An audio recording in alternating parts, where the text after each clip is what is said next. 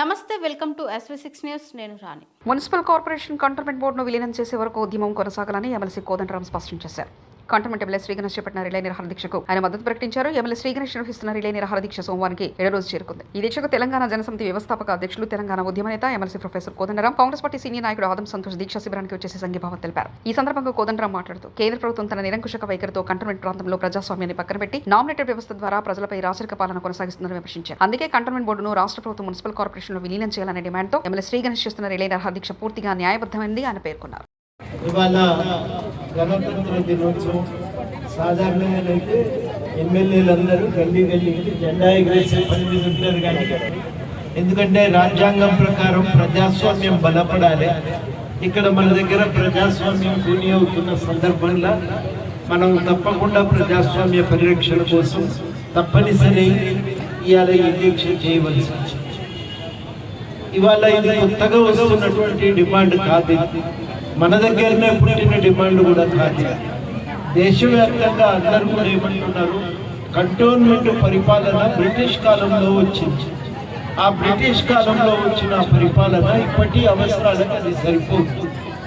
మనం ఇబ్బంది ఒక ప్రజాస్వామిక వ్యవస్థలో అది ప్రజాస్వామ్య నియంత్రణలో సాగాలి కంటోన్మెంట్ బోర్డు కూడా అని ఒక డిమాండ్ అన్ని కంటోన్మెంట్ ప్రాంతాల్లో ఉన్నది.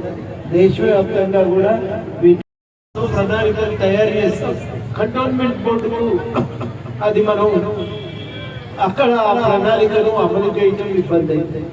కాబట్టి మొత్తం నగరాభివృద్ధికి ప్రణాళిక తయారు చేసి దాన్ని కంటోన్మెంట్ లో కూడా అమలు చేయాలంటే పరిపాలన ఒకటే యంత్రాంగం చేయాలి. రెండోది, కంటోన్మెంట్ బోర్డుకు రెగ్యులర్ గా ఎన్నికలు అయితే ఆ ఎన్నికలు కానటువంటి ప్రాంతాన్ని జిహెచ్ఎంసీలో కలిపితే తప్పనిసరిగా ఎన్నికలు జరుగుతుంటాయి. జిహెచ్ఎంసీ మొత్తం నగరానికి ప్రణాళికలు తయారు చేస్తుంది. అదేవిధంగా కంటోన్మెంట్ కూడా ప్రణాళికలు తయారు చేస్తుంది. మొత్తం రాష్ట్రంలో ఎట్లాంటి పురపాలక సంస్థల్లో ఎట్లాంటి అభివృద్ధి ఎట్లాంటి పద్ధతులు ఉన్నాయో అవే పద్ధతులు మన దగ్గర కూడా అమలు ఉంటాయి. ఇప్పుడు ఇక్కడ ఇల్లు కట్టుకోవాలంటే ప్రత్యేకమైన పర్మిషన్ కావాలి. ఇక్కడ జాగా కొనాలంటే ఎక్కువ ట్యాక్స్ కట్టాలి. ఈ సమస్యలు వాటిపై కొంత పరిష్కారం దొరుకుతుంది. అన్నిటికంటే ముఖ్యం ఏంటంటే మన దగ్గర కూడా ఒక ప్రజాస్వామ్య పద్ధతుల్లో ఎన్నికలు జరిగి ప్రజల పట్ల జవాబుదారీతనంతో పనిచేసేటువంటి వ్యవస్థ రావాలి. దానికోసము ఇవాళ మనము ప్రజాస్వామిక ఈ రిపబ్లిక్ డే సందర్భంగా ఇవాళ దీక్ష చేయవలసి వస్తుంది.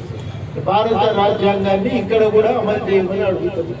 భారత రాజ్యాంగంలో ఎటువంటి విలువలు ఉన్నాయో, ఎటువంటి దాంట్లో మనకు ప్రభుత్వం యంత్రాంగం ఏర్పాటైందో అది మన దగ్గర కూడా కావాలనేది మనం ఇవాళ కోరుకుంటున్నాం. దానికోసం గణేష్ గారు దీక్ష చేస్తున్నారు.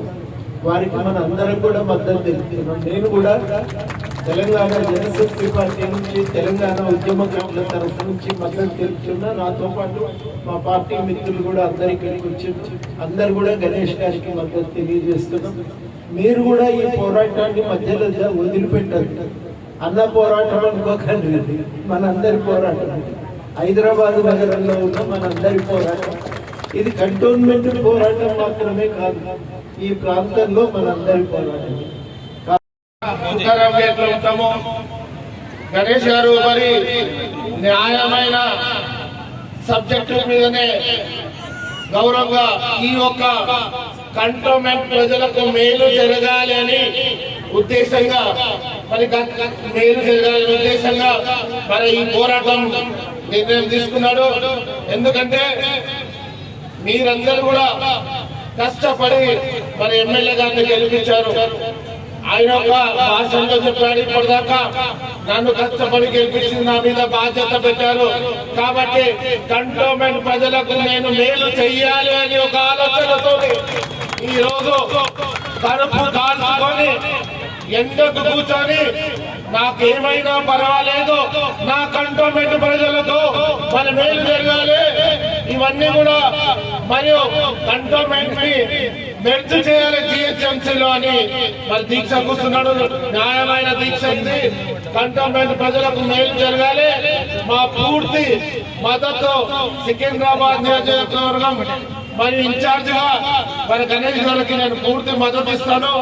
మరి వెంటనే ఇక్కడ ఉన్నటువంటి ఎంపీ రాజీనామా చేయాలి. గణేష్ గారిని చూసి మీరు బుద్ధి నేర్చుకోవాలి. మీరు కంటోన్మెంట్ ప్రజలకు మాట ఇచ్చి తప్పారు.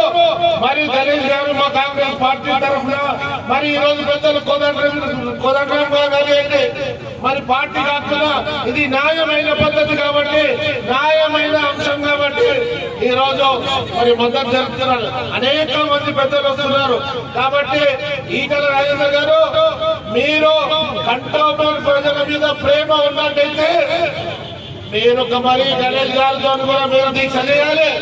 ఇది పార్టీకి అతీతంగా చేయాలి.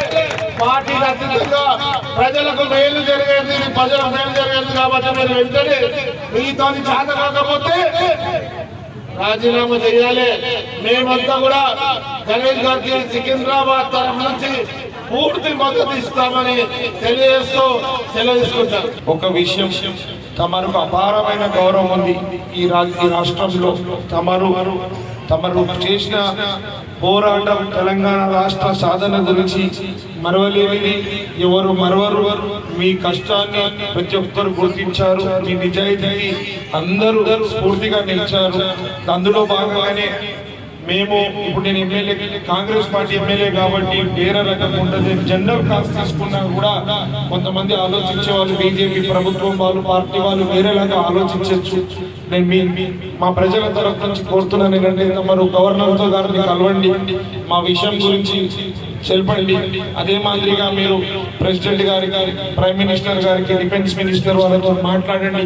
ఇక్కడ స్థానికంగా ఉన్న ఎంపీ గారు చేయాల్సిన పని అని మీకు చెప్పాల్సి వస్తుంది. దయచేసి మీరు బాధ్యతగా తీసుకొని గవర్నర్ గారిని కలవాలని మనసారా కోరుతున్నాను సార్. దయచేసి మీరు చేస్తే చాలా మార్పు వస్తుంది. మా ప్రజల పక్షంగా మీరు గట్టిగా నిలబడిన వాళ్ళు అవుతారు. రాష్ట్రం ఎలా సాధించుకున్నామో ఖచ్చితంగా కంటోన్మెంట్ బోర్డుని కూడా జిహెచ్ఎంసీని విలీనాన్ని సాధించుకుంటాం మీ ద్వారా. మీరు ఇంత సమయం తీసుకొని మా గురించి, మా ప్రజల గురించి వచ్చినందుకు మా ప్రజల తరఫు నుంచి, నా తరఫున హృదయపూర్వకంగా ధన్యవాదాలు సార్.